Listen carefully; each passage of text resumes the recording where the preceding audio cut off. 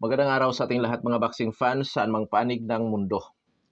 Ang labanan o bakbakan na ating tatalakayin ngayon ay ang nalalapit na laban ni Jerwin Angkahas na ating kababayan kontra sa Mexican-American na si Omar Trinidad. Ang fight schedule po ay sa June 28, 2026. Gaganapin po ito sa United States of America. Sa labanan na ito tayo po ay maghahayag ng sarili nating fight prediction, comparison at analysis na kung saan pa po lamang sa ating gagawing comparison. Detalyado na inyong malalaman kung saan ba ni Gilyamado, saan naging dihado itong mga maglalaban. Inaanyayahan ko rin po kayo na panoorin ang buong video bilang karagdagang kaalaman para sa atin ng mga boxing fans. Marami rin po kayo makukuha mga basihan na posibleng makapagbibigay influensya sa inyong magiging desisyon kung sino ang inyong pipiliin o papaboran dito sa mga maglalaban. Bagamat Andong Sports PH ay naghahayag din po ng prediksyon, mga idol, nasa inyo pa rin po ang huling desisyon. Bago natin ito simulan, para po sa mga boxing fans na bago po lamang napadpad dito sa ating muting channel, inanyayahan ko po kayo na sana supportahan po niyo sa pamamagitan po ng pag-subscribe, like, and share. At para po sa mga boxing fans na walang sawa na sumuporta o sumubaybay dito sa ating muting channel, taos puso po ang papasalamat sa inyong lahat. Wala po Andong Sports PH kung wala rin po kayo mga idols. Hindi na natin ito patagalin pa at simulan na natin itong ating talakayan. Alamin muna natin ang mga background dito sa magkabilang panig dahil yan po ating gagamiting referensya sa comparison natin mamaya. So unahin natin sa panig ditong Mexican-American na si Omar Trinidad. Bilang isang professional boxer, may impresyon mo kartada ito, 20 wins with 14 wins coming by web knockout, undefeated. Ngunit may 2 tabla. May edad na 30 anyos at ang height 5 foot and 10 inches na may reach na 68 to 70 inches. Orthodox ang stance, knockout ratio 70%. Last fight January 23, 2026. Kasagupa si Max Ornelas, panalo by 10 round technical knockout si Omar Trinidad. Eksperyensya. Sinuri ko kung ito ba'y dating lumalaban sa amateur boxing, wala po tayong natatagpuan, so diretso tayo sa kanyang karanasan bilang isang professional boxer.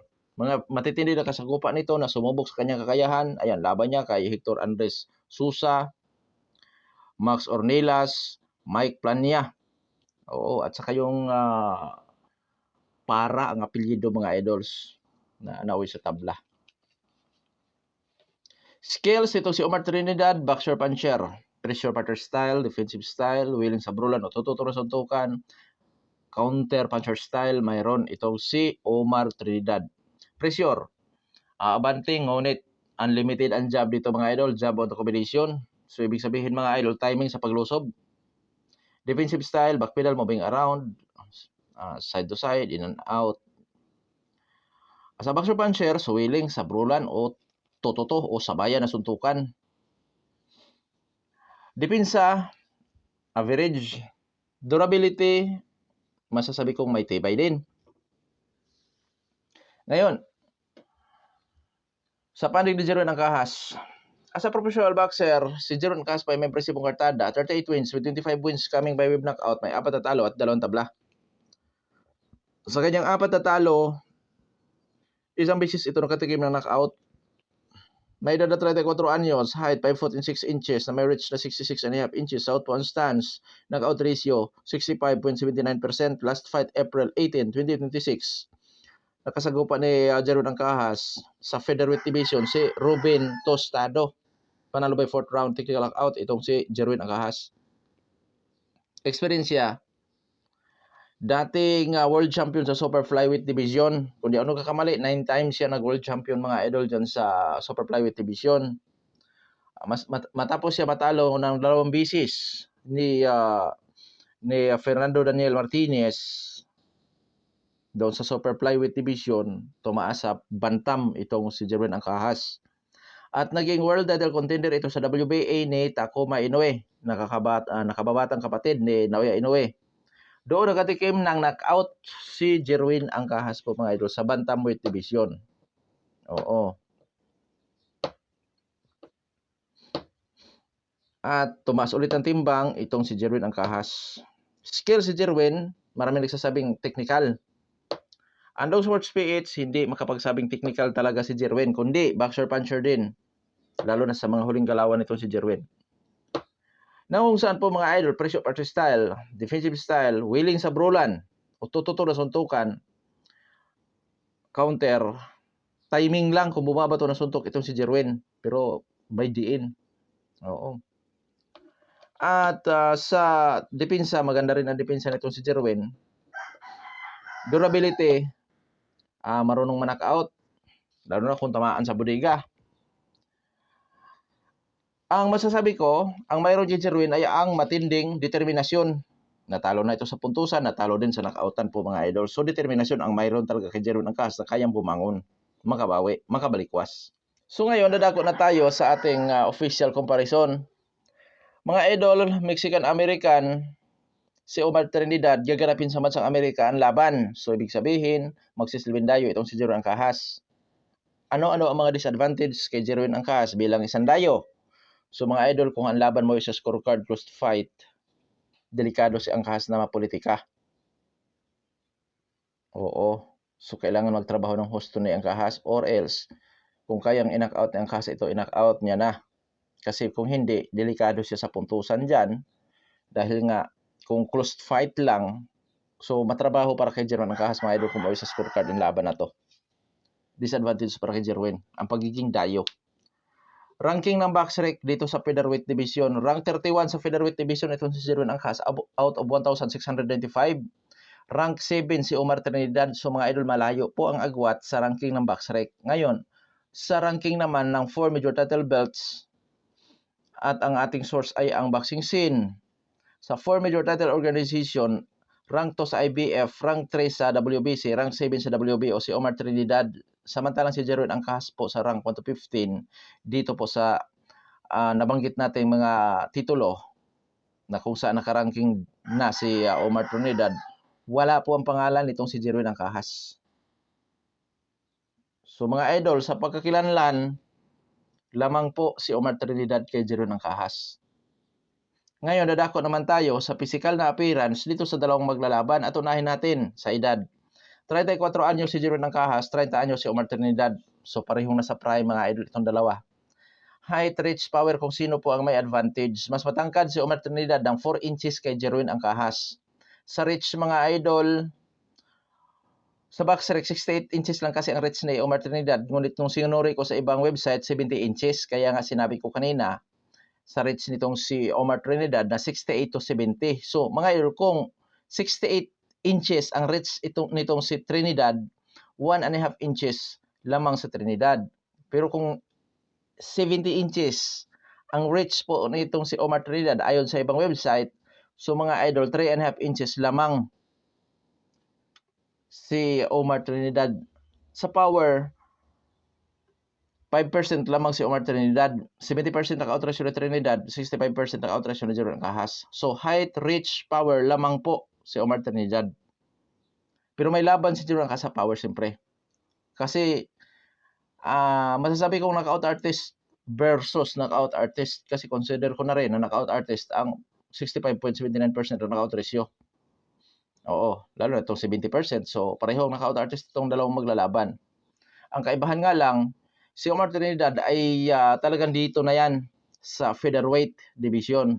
Si Jerwin Angkas mga idol, isa o dalawang laban or dalawang laban pa lamang niya dito sa featherweight division at ang nakasagupan niya na si Ruben Tostado, ano pa yon mga idol, pinagtatalo lang din yan nila ni Wonderboy, Carl James Martin. So parang ano lang yon, parang testing lang ni Jerwin Angkas dito sa featherweight. Tapos diretso siya napalaban sa mga nasa top ranking na katulad to si Omar Trinidad. So sa experience naman tayo, lamang si Jerwin, 60-40 po sa experience lamang si Jerwin. Bakit? Si Jerwin Angkas ay nag-world champion. Bagamat doon siya nag-world champion sa super flyweight division, ang world champion ay world champion. Kumbaga sa narating lamang po si Jerwin Angkas. Lalo na't hindi po basta-basta ang world champion si Jerwin Angkas sa super flyweight division. Isa siya sa pinakamatagal na world champion sa Philippine boxing po mga idols. Oo. So dyan mga idol, 60-40 sa experience siya. Lamang si Jerwin. Skills, parehong boxer puncher. Kung magamit ni Omar Trinidad ang kanyang height and reach advantage, yun ang kanyang chance sa mga idol na pwedeng ma-outbox si Jerwin. At syempre, knockout artist din itong si Omar Trinidad, pwedeng magkamali si Jerwin na ma-knockout dito sa laban. Oo. At sa panig naman ni Jerwin Angkahas, once na makadikit ito kay Omar Trinidad, yun din ang chance ni Jerwin Angkahas makapagpatama ng mga solido na kaya din patumbahin si Omar Trinidad at kahit sa puntusan, may chance din si Jerwin Angkahas. So dito mga idol, para sa akin, 55-45 in favor of Omar Trinidad. Yamado po ng konti talaga si Omar Trinidad. Mas maraming kalamangan si Omar Trinidad. Kung nyo napapansin, sa experience lang lamang si Jerwin Angkahas. Sa experience lang. Sa dako na pagdadaosan, USA, United States of America, American citizen si Omar Trinidad, so dayo si Jerwin. Disadvantage na yun. Ranking ng boxing scene, top ranking si Omar Trinidad sa WBC at IBF, maging sa WBO na rin. Wala si Jerwin, so lamang ulit. Sa height, reach, power, lamang si Omar Trinidad. Sa experience nga lang nakakalamang itong si Jerwin Angkahas, mga idol.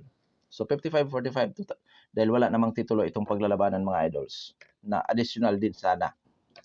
So dito mga idol, Pilipino si Jerwin Angkahas at siyempre recognized na Dong Sports PH ang nagawa ni Jerwin Angkahas or appreciated ng Dong Sports PH ang mga nakamit ni Jerwin Angkahas as a dating world champion, nagbigay karangalan sa ating bansa nung nasa Super Flyweight Division pa ito. So dito mga idol, dahil ang Dong Sports PH ay hindi naman pumupusta talaga,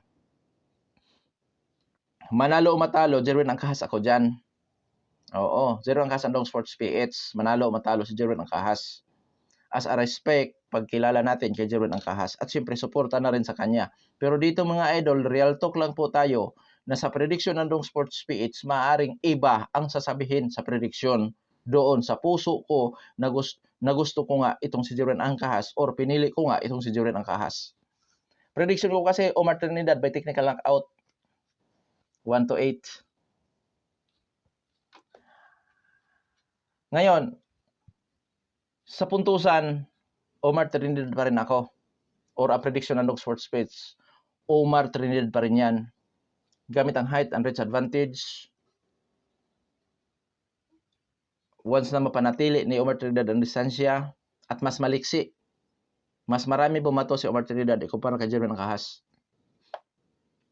Kaya delikado si Jerwin Angkahas nga sa puntusan dito. So, dihado sa panalo sa knockoutan o puntusan si Jerwin Angkahas. Yun ang prediction ng Dong Sports PH. Yamado sa panalo si Omar Trinidad dito.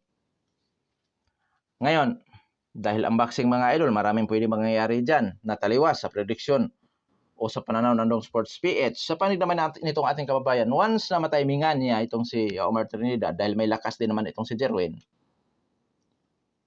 or kung makaabot si Jerwin Angkahas sa panga nitong si Omar Trinidad, sa bodega nitong si Omar Trinidad, doon magkaroon ng chance si Jerwin na makapagpatama ng solido na kayang magpataob ni Omar Trinidad. Ibig sabihin, hindi kataka-taka mananalo din si Jerwin Angkahas, mga idol, kasi nga itong si Jerwin Angkahas ay eksperyensyado. Oo. At hindi pa naman ganun katanda si Jerwin Angkahas, mga idol. 34 years old lang ito. Pero tandaan natin, sabi ko nga, si Trinidad mas maliksi, mas marami bumato ng suntok ikumpara kay Jerwin Angkahas. So ang mayayari dito ngayon, quality versus quantity. Oo. So di kataka-taka mananalo din si Jerwin. May tsansa, kumbaga mga idol, si Jerwin Angkahas na mananalo sa laban na to by decision. At given din para kay Jerwin Angkahas ang mananalo by knockout. Dahil kung titingnan natin, ang knockout ratio ni Jerwin Angkahas is 65.79%. So, may chance ang maka-upset si Jerwin Angkahas kay Omar Trinidad sa laban na ito, mga idols. Oo. Gamit ang eksperyensya, skills, pwede niyang madali itong si Omar Trinidad. Malaking tulong kay Jerwin Angkahas ang strength and body conditioning na si Memo Heredia. Oo. Ay Kuya Dong Sports, marami namang hinawakan si Memo Heredia na Pinoy boxer, pero bakit golong pa rin, bakit gapang pa rin pagka ganun talaga mga idol. Napuruhan gapang talaga. Pero malaking bagay ang strength and body conditioning. Sana magtagumpay si Jerwin Angkahas. Pero yun nga, real talk lang po ang aking mga sinasabi na dihado po talaga si Jerwin dito sa laban na to. Oo, real talk lang po. Hanggang dito na lamang, ito Pandong Sports PH. God bless po sa ating lahat.